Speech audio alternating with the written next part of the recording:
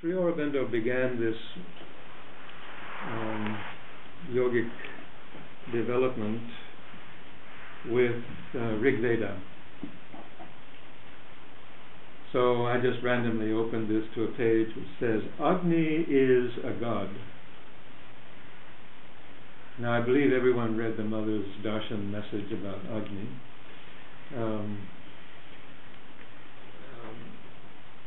He is of the Devas, the Shining Ones, the Masters of Light, the great cosmic gamesters,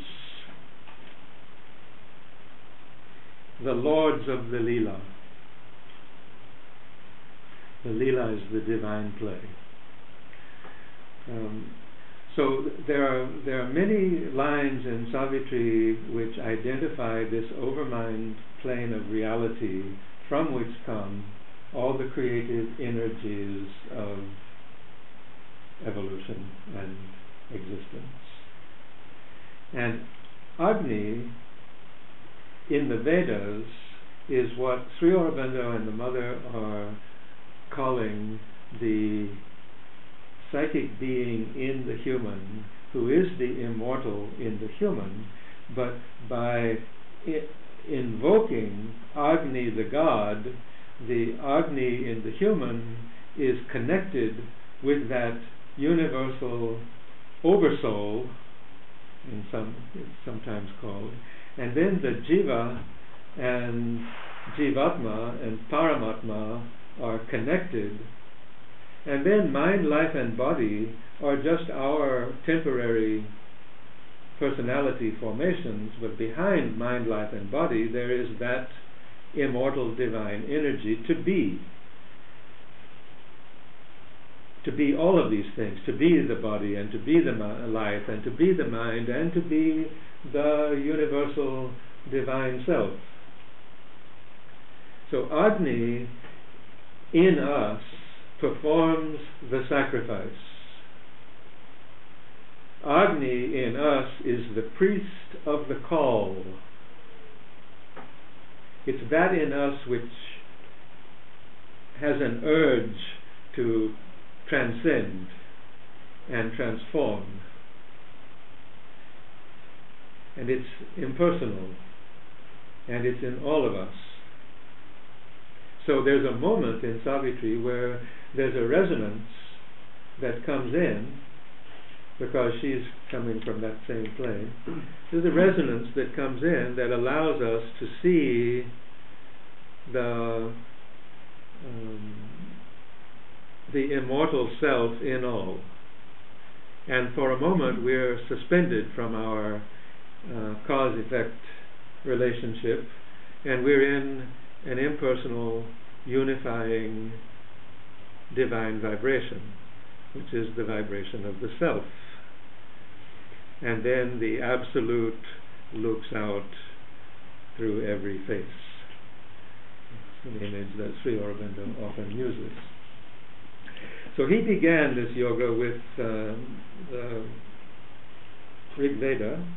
It's the basis of his psychology and cosmology and everything. And I thought I would just then he was working with this ancient Sanskrit and translating it and commenting on it, but not in an intellectual academic way. He's not translating in that sense. He's doing what he mainly did, and that is restate the Sanatana Dharma in English.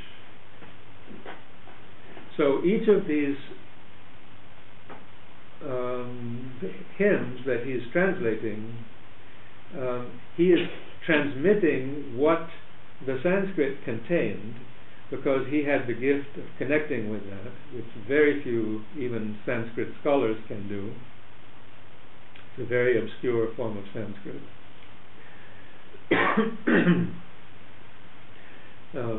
And so I just wanted to read a few of these.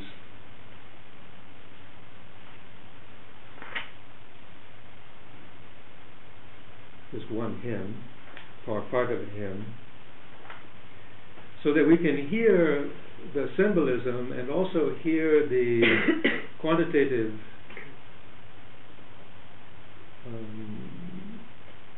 metric which is used in Savitri.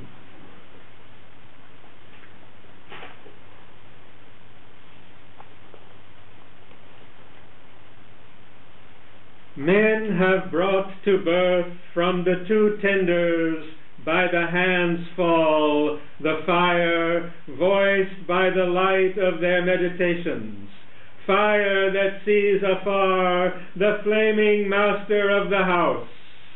The shining ones have set within in our dwelling house, closely regarding all, to guard us from whatever side that fire which in his home sits eternal and all-discerning.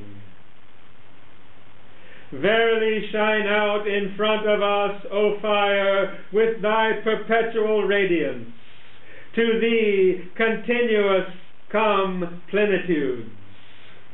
Fires come blazing out supremely from thy fires, luminous, full of hero might, there where are assembled men born to the perfect birth.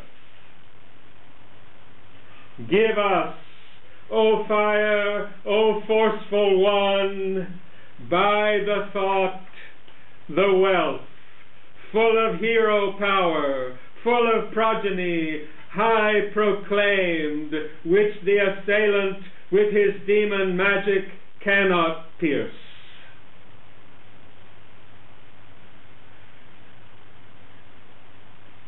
He to whom there comes the light, and in the dusk the young damsel, luminous, bearing the offering. It is his own dynamic thought that comes to him, desiring the riches.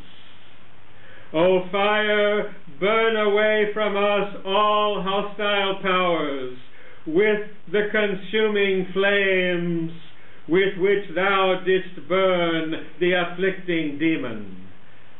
Destroy pain so that no voice of her is left.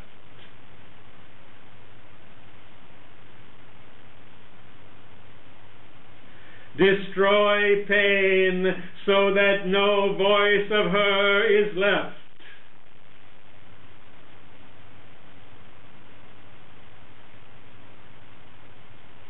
O bright and most opulent, O fire, who shinest and purifiest, as with whosoever kindles thy flame forces, so with us too by these lauds abide.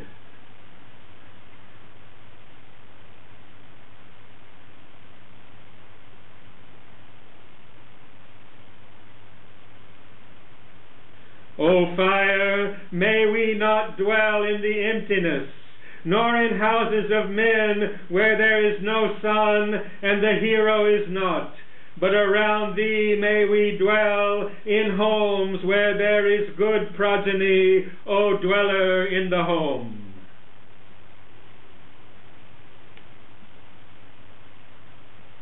This is the eternal sacrifice, to which there comes the rider of the horse, to our house full of progeny and good offspring, our house increasing with the self-born Son.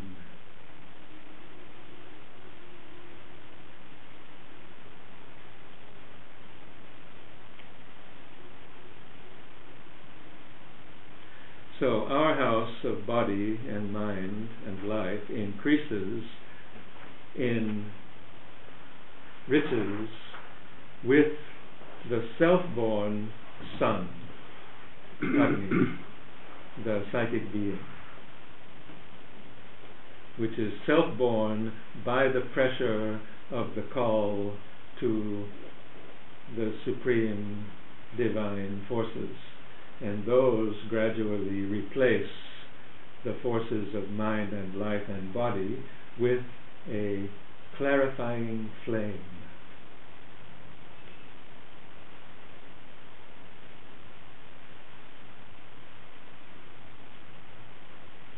So that's a kind of symbolism, but it's much more than symbolism. It's an energy of self-giving and call and sacrifice and determination to transform mind, life, and body.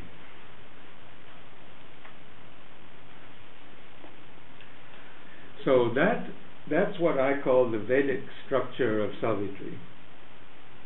That aspiration and vocalization and Vedic conception are present constantly in Savitri. It never leaves that essential energetic meaning and force. So when Sri Aurobindo says that the mantra, and by that he's referring to this mantra, requires the coming together of those three highest intensities. He says that. We read it last time. Three highest intensities meet. And that's when the mantra becomes possible. The intensity of rhythm, mainly. And the only way to achieve rhythmic intensity is by cycling energy through the instrument. There's no rhythm without that. And rhythm is a repetition of a certain pattern of articulation. So, the highest intensity of rhythm, the highest intensity of word, substance, and meaning. Inspiration. And the highest intensity of the soul's vision of the truth. So that universal truth-seeing mind and that articulation of word and image that is perfect, and that rhythmic impulsion which is unwavering, together bring about a seeing of what is heard.